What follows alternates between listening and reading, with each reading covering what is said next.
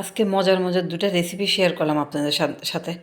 একদম জিভে জল আসার মতো দুটা রেসিপি, দুটোটাই খুবই মজার। যারা সবজি পছন্দ করেন বা পাহাড়ি এলাকার খাবার পছন্দ করেন তাদের জন্য এই রেসিপি দুটা। আসসালামু আলাইকুম, কেমন আছেন সবাই? আলহামদুলিল্লাহ আমি ভালো আছি।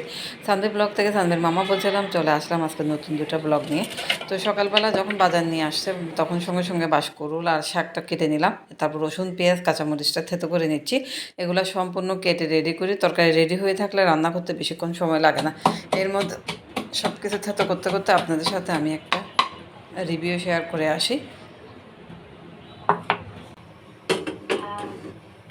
এটা আমার নিজের হাতে তৈরি করা organic hair oil, Sanvi organic hair oil এবং হেয়ার প্যাক। এটি মাথায় দিলে চুল পড়া বন্ধ করে, মাথা খুশকি দূর করে এবং চুল দ্রুত লম্বা করে। 1 মাসের মধ্যে চুল ইনশাল্লাহ অনেক লম্বা করে এবং চুল সিল্কি এবং স্মুথ করে। যারা নিতে চাইবেন ইনবক্সে নক করে। চুলাতে কড়াই বসাই দিছি, আর কী কী রান্না করব সবগুলোর সামনে রেডি করে নিলাম। শুটকিটা ভালো করে ধুয়ে নিলাম, বাঁশকুড়ুলটাও ধুয়ে নিলাম। এদিকে হচ্ছে যে আমি ডালটা সিদ্ধ করে নিয়েছি আগে থেকে। তারপরে কড়াইয়ের মধ্যে তেল দিয়ে দিলাম, তারপর থেতো করা রসুন পেঁয়াজ কাঁচামরিচ একসাথে দিয়ে দিলাম। আমার কাছে কিন্তু তরকারি এইভাবে খেতে খুব ভালো লাগে, থেতো করা।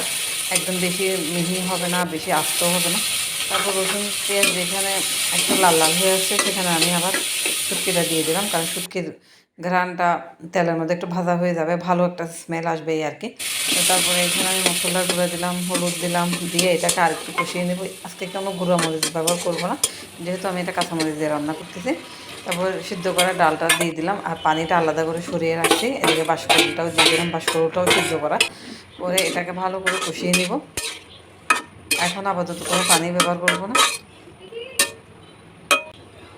তারপর ঢাকনা দিয়ে দিলাম, দিয়ে ঢাকনা তুলে কষানো হয়ে গেছে। এখন আমি যেটা ডাল সেদ্ধ করছি ওই পানিটা এখানে দিয়ে দিলাম, দিয়ে আমি আবার ঢাকনা দিয়ে দিব। তরকারিটা অলরেডি হয়ে আসছে, তারপর আমি আর একটু জাল দিব, আর লবণ চেখে দেখে লবণটা দিয়ে দিলাম, আর একটু করে জিরা গুঁড়া দিয়ে দিছি। আর আমি এখানে সাবরাং পাতা ব্যবহার করলাম, তাও আবার শুকানো। আমার কাছে খুবই ভালো লাগে শুটকির তরকারির সাথে সাবরাং পাতা। তরকারিটা নামাতে নামাতে শাকটা রেডি করে নিচ্ছি। শাকটা আগে থেকে কেটে কুটে ফেলছি, এখন ধুয়ে নেব। ধুয়ে এটাকে আমি যে সাইজের খাবো সেই সাইজ করে নেব। আর সব তরকারির সাথে একটা শাক যদি থাকে খুবই ভালো লাগে।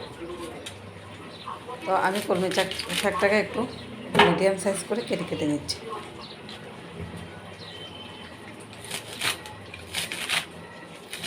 আর শাক দিয়ে দুপুরবেলা গরম ভাতটা খেতে কিন্তু খুবই ভালো লাগে। আর সবজি বরাবর আমার খুব পছন্দ, আমি সবসময় সবজি পছন্দ করি। আর এই রেসিপিটা কিন্তু মুখে জিভে জল আসার মতো, একদম খুবই সুস্বাদু আর খুবই সুন্দর একটা স্মেল আসে, যেহেতু এটা আমি শুটকি দিয়ে রান্না করি সেই জন্য। তো এটাকে কেটে ভালো করে তারপর পানির মধ্যে ভিজাতে দিয়ে দিলাম, কারণ আমি শাক একটু বেশিই ধুই।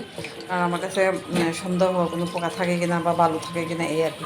তো চুলার মধ্যে ডেকচি বসিয়ে দিলাম, একটু পানি দিয়ে দিলাম। তারপরে এখানে চিংড়ি শুটকি অল্প ছিল, এটা দিলাম। একটা চাপা শুটকি দিয়ে দিলাম, একটু হলুদ দিয়ে দিলাম, একটু লবণ দিয়ে দিব। এখন তরকারি পানিটা যখন উতরে আসছে তখন আমি এখানে শাকগুলো দিয়ে দিচ্ছি। আর এত সুন্দর একটা চাপা শুটকি ঘ্রাণ আসতেছে, চিংড়ি শুটকি ঘ্রাণ আসতেছে, খুবই ভালো লাগতেছে। তো শাকটা দিয়ে ঢাকনা দিয়ে রাখলাম। এদিকে আমি বাঁশকুড়ুলটা পরিবেশন করতেছি। খুবই সুন্দর হয়েছে, খেতে তো সেই ছিল। আর এদিকে শাকটাও আমার হয়ে আসছে, এদিকে শাকটাও বাটিতে নিয়ে নিলাম। আজকের ভিডিওটা কেমন লাগলো অবশ্যই জানাবেন।